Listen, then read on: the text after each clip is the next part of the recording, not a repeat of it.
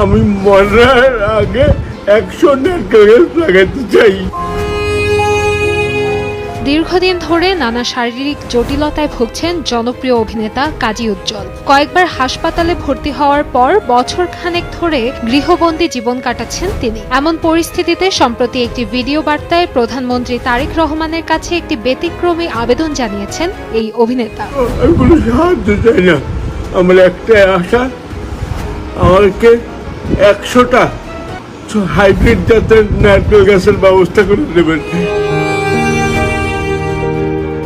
Video বার্তায় কাজী উজ্জ্বল বলেন, 1979 সালে ছাত্র জীবনে সাবেক রাষ্ট্রপতি শহীদ জিয়াউর রহমানের খালকাটা কর্মসূচিতে অংশ নিয়েছিলেন তিনি। সেই স্মৃতির কথা তুলে ধরে তিনি জানান, ব্যক্তিগত আর্থিক সহায়তা নয়, বরং 100টি হাইব্রিড জাতের নারকেল গাছের চারা চান তিনি। তার ভাষায়, জীবনের শেষ সময়ে এসে অন্তত 100টি গাছ লাগিয়ে যেতে চান তিনি, যা ভবিষ্যতে মানুষ ও পরিবেশের উপকারে আসবে।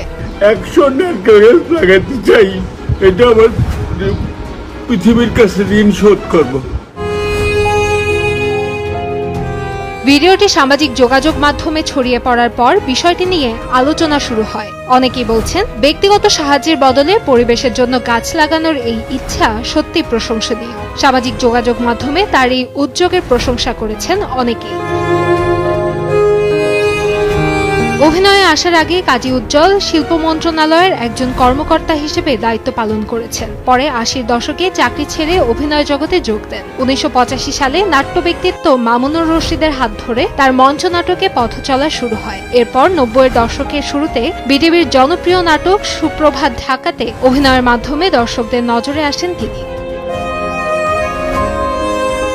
দীর্ঘ অভিনয় জীবনে 5 থেকে 6 শতাধিক নাটকে অভিনয় করেছেন কাজী উজ্জ্বল। পাশাপাশি আব্দুল্লাহ আল মামুন পরিচালিত দরিয়াপাড়ের দৌলতি চলচ্চিত্রের মাধ্যমে বড় পর্দায় অভিষেক হয় তার। পরে প্রায় 15টি চলচ্চিত্রে অভিনয় করে দেশের নাটক ও চলচ্চিত্রাঙ্গনে নিজস্ব অবস্থান তৈরি করেন এই গুণী অভিনেতা। কান্তাময়ী স্নেহা, সময় সংবাদ, ঢাকা।